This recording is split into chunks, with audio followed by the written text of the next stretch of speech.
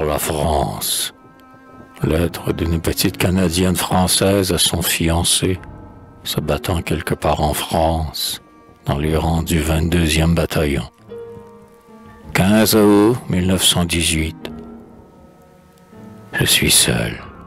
La nuit est venue et j'écoute le chant des moissonneurs attardés sur la route. La grosse lampe est là tout près. Son cercle d'or encadre ton visage absent, car c'est encore sous l'abat-jour garni de dentelle ancienne que je vois mieux ta main tremblante sur la mienne. La nuit est calme. Autour de la vieille maison, tout repose. On vient de finir la moisson, tu le sais, et les champs gardent dans l'air plus tiède une odeur de blé mûr qui m'oppresse et m'excède. Et ces chants que ton geste a si souvent bénis taisent comme mon cœur leurs regrets infinis.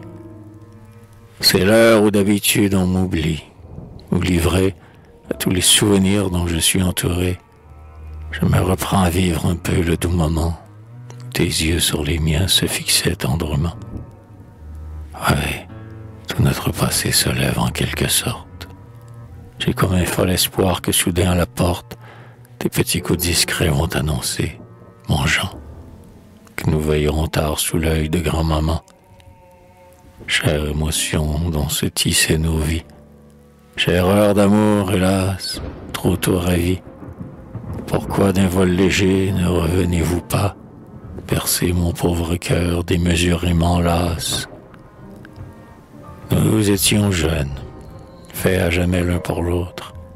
Aucun bonheur humain ne dépassait le nôtre.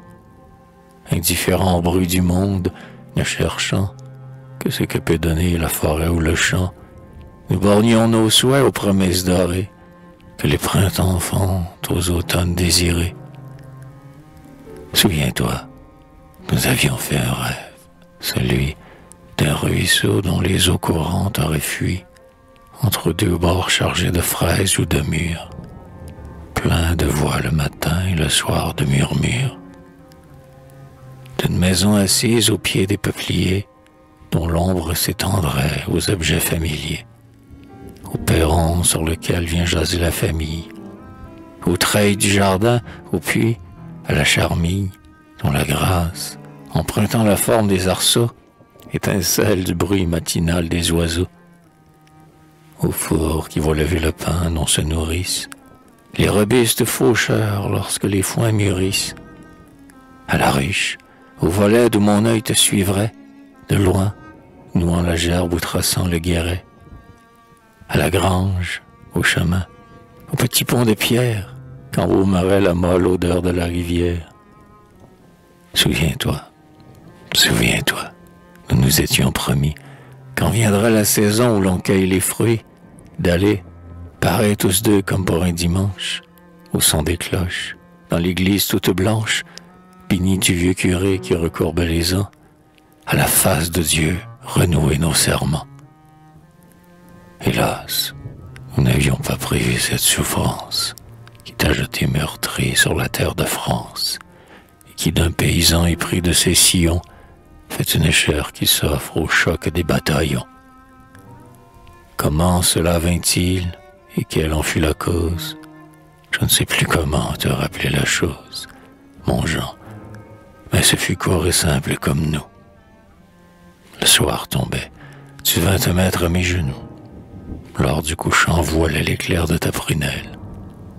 Lentement tu me dis la tragique nouvelle. L'Europe en feu, le sol de la France envahi, le monde menacé par le Prussien haï.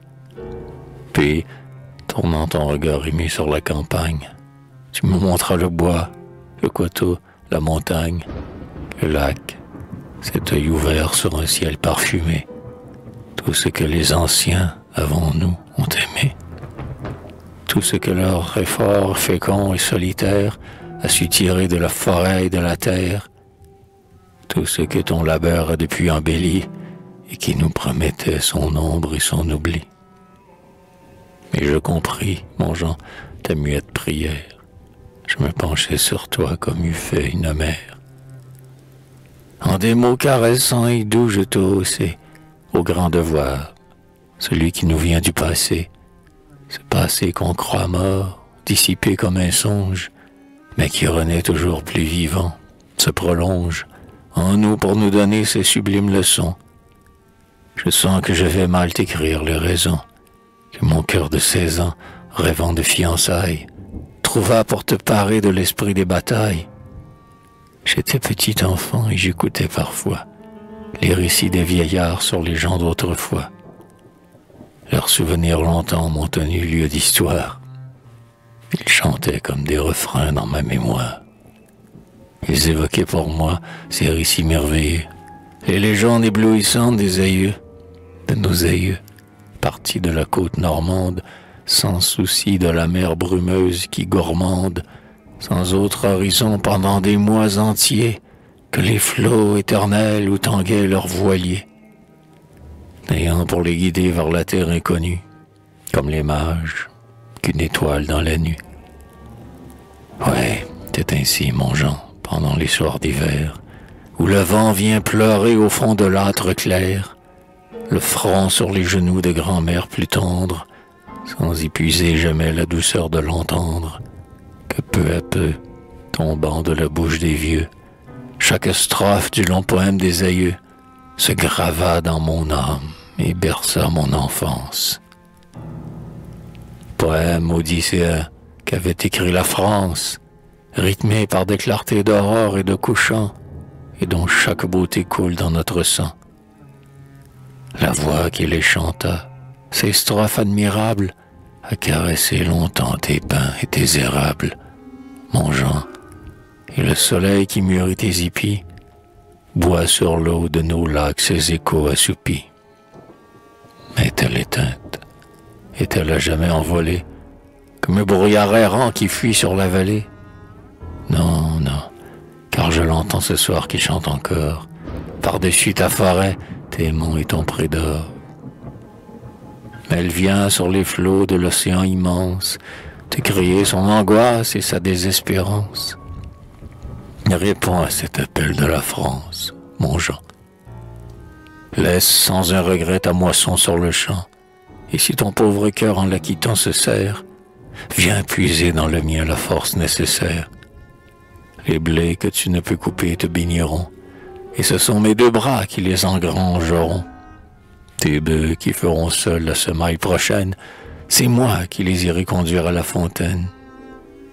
Tu les aimes, je sais, mais il faut aimer mieux celle qui t'a donné ces mots harmonieux, ces mots qui sous nos toits riants ou monotones s'égrènent en chansons normandes et bretonnes.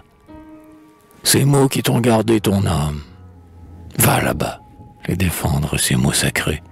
Il ne faut pas que le foyer s'éteigne, nous allons encore chercher le clair métal qui l'éveille et les dort. Regarde, autour de nous les bois sont endormis. Puis que nous parlons, le crépuscule a mis la première ombre au creux du val et dans la plaine. Sur l'eau calme du lac passe comme une haleine qui s'étend au jardin et qui meurt à nos pieds. De longs frémissements se sont multipliés. La tristesse des cieux assombris nous inonde. Encore une heure, et ce sera la nuit profonde. Nous ne verrons plus rien. Les objets d'alentour nous sembleront partis avec les feux du jour. Il fera noir sur ta maison portant si blanche. Il fera noir sur chaque épi, sur chaque branche. Et comme on met un drap sur le front d'un aïeul, sur la glèbe la nuit jetera son linceul. Oh mon Jean, s'il fallait, dans la rue de Mêlée, que la France, déjà meurtrie et mutilée, tombât comme est tombé ce printemps le grand pin, que l'orage a couché sur le flanc du ravin, il ferait noir ainsi sur nous et sur la terre. Oui, le monde a besoin de sa douce lumière, et grand-mère t'a dit souvent, au coin du feu, que la France était un sourire de Dieu. Pour épargner un pleur à sa face bénie, je lui devais ma joie et tu lui dois ta vie. Écoute, l'angélus teinte dans l'air léger. Monte jusqu'ici la voix de ton clocher, la voix qui communique aux choses la prière. qui faisait rapprocher l'église et la chaumière, qui pleure sur nos deuils et sur chaque berceau, s'attendrit et se fait plus souple qu'un roseau. Comme elle vibre en ce moment la cloche ailée. On dirait que son âme à notre âme est mêlée, et que grave elle prête à son battant d'airain pour affermir nos cœurs, les accents du tocsin. Ô cloche, par-dessus nos montagnes sauvages, sonne sur les cités, sonne sur les villages, que ta voix, ébranlant les vieux clochers pointus, dresse sur leurs ergots les coqs qui se sont tus.